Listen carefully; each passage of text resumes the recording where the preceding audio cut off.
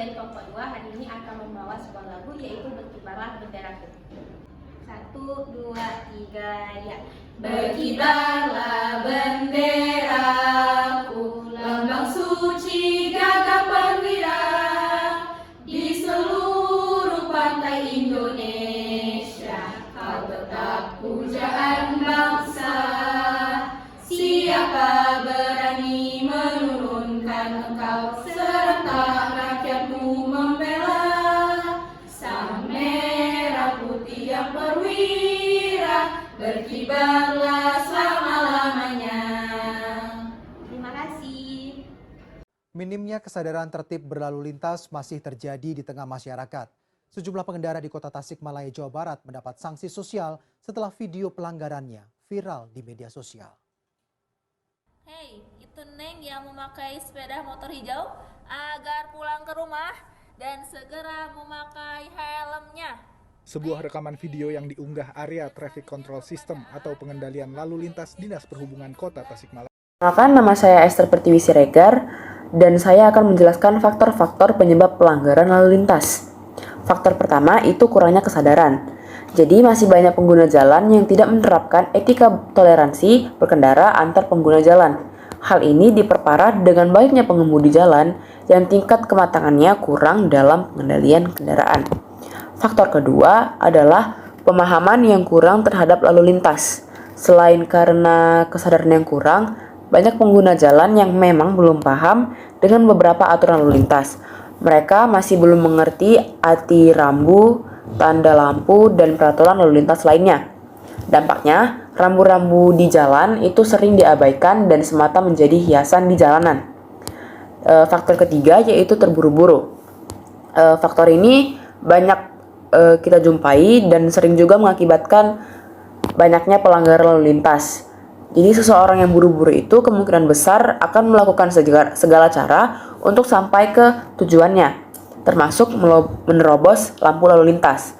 Alhasil, orang tersebut tidak hanya membahayakan diri sendiri, tapi juga membahayakan pengguna jalan lain.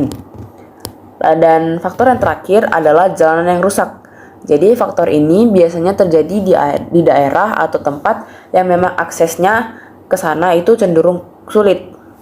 Biasanya pengguna atau pengendara jalan akan melanggar aturan lalu lintas demi menghindari jalan yang rusak.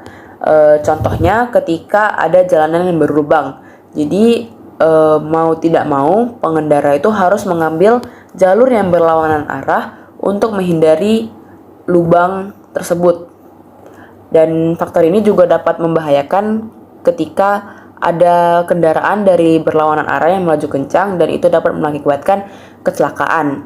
Sekian pemaparan materi faktor-faktor penyebab pelanggaran lalu lintas. Materi selanjutnya akan dibahas oleh teman saya. Selanjutnya, saya Zulfaulia akan menjelaskan maksud tujuan dari video tersebut. Nah, adapun tujuan dibagikannya video viral pelanggaran lalu lintas tersebut ke media sosial atau platform YouTube untuk memberikan informasi bahwasannya setiap lampu merah itu memiliki kamera pengawas CCTV yang dapat menegur para pelanggar lalu lintas agar mereka selalu menaati aturan berkendara.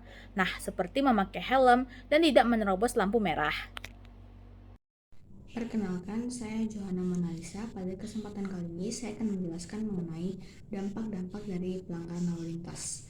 Yang pertama, yakni dapat mengganggu kenyamanan pemakai jalan yang lain.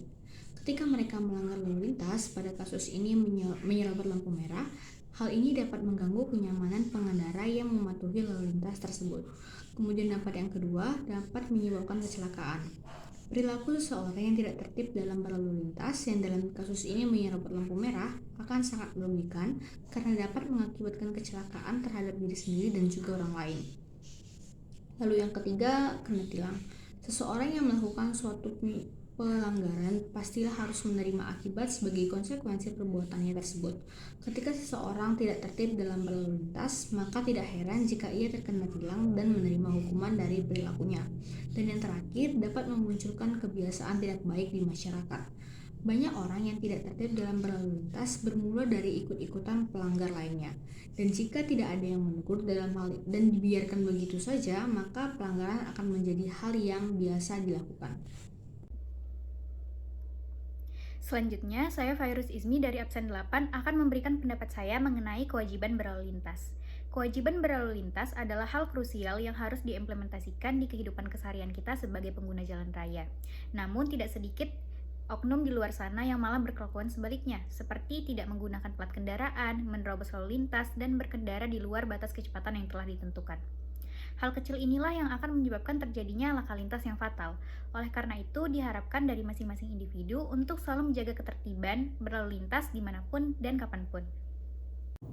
Assalamualaikum warahmatullahi wabarakatuh. Nama saya Sabita Azani dengan nomor absensi 30. Nah, solusi untuk mencegah terjadinya pelanggaran peraturan lalu lintas terdapat beberapa solusi yang dapat dilakukan oleh kita sendiri sebagai masyarakat dan juga dapat dilakukan oleh pemerintah.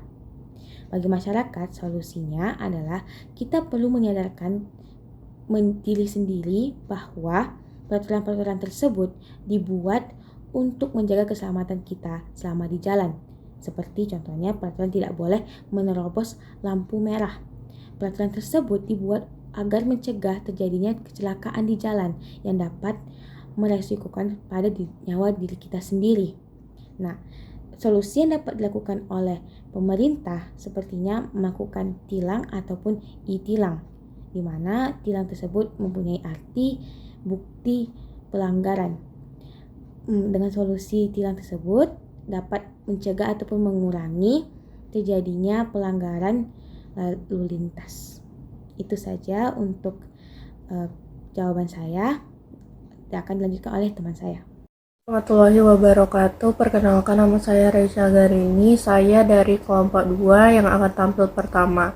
Jadi di sini saya akan membahas tentang kesimpulan dari dampak pelanggaran lalu lintas. Banyaknya masyarakat yang tidak tertib lalu lintas pada saat berkendara di jalan raya sehingga terjadi berbagai pelanggaran lalu lintas yang kerap mengakibatkan kemacetan maupun kecelakaan lalu lintas. Banyak pelanggaran lalu lintas yang sering terjadi itu seperti pelanggaran menerobos lampu merah, tidak memakai helm, ataupun pengendara di bawah umur. Untuk melaksanakan penertiban bagi pelanggar lalu lintas yang tidak mematuhi ketentuan dalam Undang-Undang Nomor 22 Tahun 2009, di mana pelanggar akan diberi teguran atau peringatan simpatik dan ditindak secara hukum. Maka dari itu kita sebagai masyarakat hendaknya sadar akan pentingnya keselamatan dan ketertiban dalam hal berlalu lintas. Selain itu diharapkan agar semua baik itu masyarakat, polisi dan pemerintah saling peduli dan bekerja sama dalam mewujudkan lalu lintas yang tertib, aman dan nyaman di kota manapun. Sekian dari saya. Wassalamualaikum warahmatullahi wabarakatuh.